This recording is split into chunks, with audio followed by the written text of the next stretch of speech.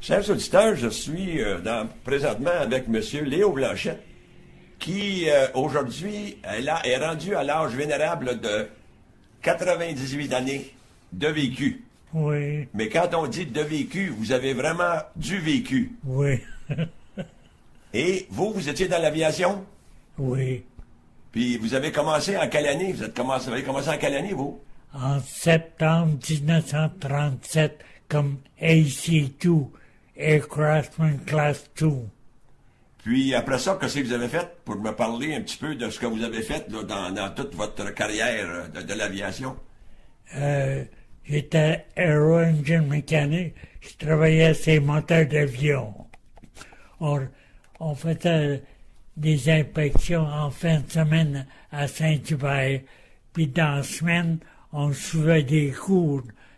Moi, aero-engine, il y avait deux cours pour airframe, électricien, instruments, radio. On avait tous ces Il y cours-là. avait tous des cours pour les personnes qui étaient au travail sur tout l'avion complet. Oui. À partir du pilote, aller jusqu'à le airframe, qui veut dire la charpente de l'avion. Justement. Puis après ça, qu'est-ce que vous avez fait quand vous avez fini avec, par exemple, de 37 à 68? Mais parlons de...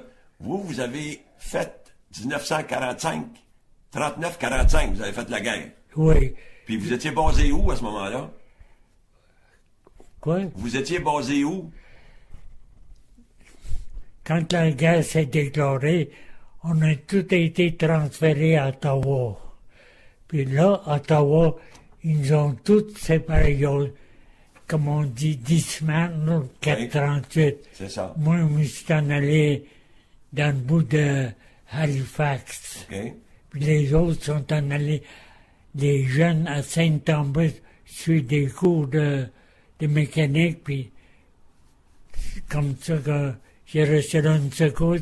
Après ça, ils m'ont transféré à Leeds Press-Étoile, puis après ça, à Saint-Jean-Nouveau-Brunswick, Saint-Jean. puis après ça, à Moncton.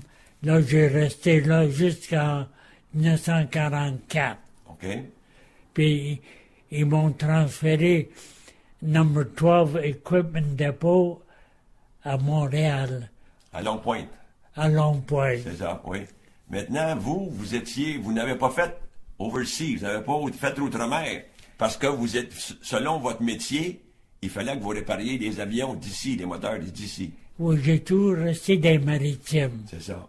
J'ai bien aimé ça. C'est un beau coin aussi. C'est un beau coin. Puis, maintenant que vous avez vécu le 438, l'escadron 438, l'escadron Oui. 438, pour nous autres, on va dire l'escadron 438, Oui. puis, parce que c'était dans notre temps à ce moment-là. Mais quand le 438, à un moment donné, il y avait aussi le 401. Oui, il était à Westmont. Eux autres, c'était le 401 Westmont, c'était le côté supposément anglophone, puis le 438, c'était supposé être le francophone. Mais Ouais. les deux étaient mixés. Il y avait pas mal de mélange entre les deux, c'était bon, ça. Oui. Une fin de semaine, c'était nous autres. L'autre fin de semaine, c'était 401. C'est ça, il est en opération. C'est eux autres qui étaient en opération ou à suivre des cours. Puis, quand on suivait des cours sur Boulevard Saint-Joseph, on était payé, ça valait une demi-journée. Oui, Puis à Saint-Hubert, c'était une journée. On était payé 56 jours par année. c'est ça, 56 jours par année, imaginez-vous, hein, c'est pas, hein? Euh, Y avait-vous des classes dans ce temps-là, la classe A, la classe B? Ça existait, ça aussi? oui, ben, ouais. Oui, parce que la classe B, c'était des jours où on pouvait travailler consécutifs. À ce moment-là, c'était plus intéressant pour ceux qui... Puis, pour la paye, pour le salaire. puis on allait au camp d'été. Je travaillais civil. Je prenais mes 2 semaines de vacances à Borden, C'est ça. Trenton, Ça, à ce moment-là, c'est parce que vous êtes devenu auxiliaire. auxiliaire. Puis là, vous étiez plus dans la force régulière. Là, vous étiez auxiliaire à ce moment-là. Oui, de 46. C'est ça. 45, Après la guerre, vous êtes devenu comme réserviste. ben, C'était auxiliaire. il n'existe pas 45 à 46. Non, non, ça n'existait pas. C'est après ça. Quand ils ont commencé en 46, là, j'ai rentré. Mon numéro était 8002. Ils ont commencé en premier 8001. Hein. C'est ça. Ça a commencé avec 8000. Oui. Le premier a eu 8001, puis vous êtes le deuxième. Oui, c'est ça. 8002. Pourriez-vous nous parler de l'époque où vous étiez sur Saint-Joseph? Comment ça se passait? On suivait des cours le soir. Oui. De 8h, de 7h à 9h. Puis quand vous étiez à Saint-Hubert, vous étiez opérationnel à ce moment-là pour Oui. travailler pour les avions vol. Ah oui, C'est ça. on faisait les inspections, tout. Mais on était surveillés par les permanents. Il y avait des hommes permanents. C'est ça. On était surveillés par eux autres, C'est ça. Ça, c'était sud de la régulière à ce moment-là. justement. Ce qu'on appelle aujourd'hui le RSU, Oui, Reserve Support Unit, c'est ça. c'est ça. Écoutez, vous avez tout un bagage, mais aujourd'hui, quand je vous ai rencontré tantôt, j'ai trouvé, à 98 ans, puis aujourd'hui, vous travaillez à chaque jour encore à travailler le bois. Qu'est-ce que vous faites? Je fais des cabanes à oiseaux, Des cabanes à oiseaux, puis tantôt, vous m'avez montré aussi, vous faites des cabanes pour des chauves-souris. les chauves-souris. Puis vous m'avez même expliqué que c'est qu'il faut faire. Pourquoi? Il y a une porte en arrière avec des petits barreaux. Pourquoi les petits barreaux? Comme décoration. Non, en arrière, je parle de la porte qui est en dedans. Ils montent comme ça, ils s'accrochent. Ils s'accrochent après ces barreaux-là pour passer le journée, eux autres. Oui, ils couchent la tête en bas. La tête en bas, c'est Ouais. ça. Ben oui, comme ça, ils n'ont pas jamais trop de sang dans la tête. Puis à tous les ans, avec mes deux filles, je fais des croisières, Oui, bon. des Caraïbes. C'est beau, ça, hein? Puis là, on est en projet de faire un tour en dirigeable, des airships qu'on Ah oui, les appelle. airships, oui, les dirigeables, ben oui.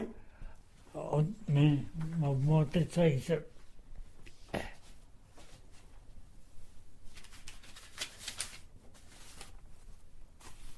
Ah, mon Dieu, est-ce que c'est à partir de la Floride, ça? Non, Oh, c'est dans le coin de San Francisco, aux États-Unis. Ah oui.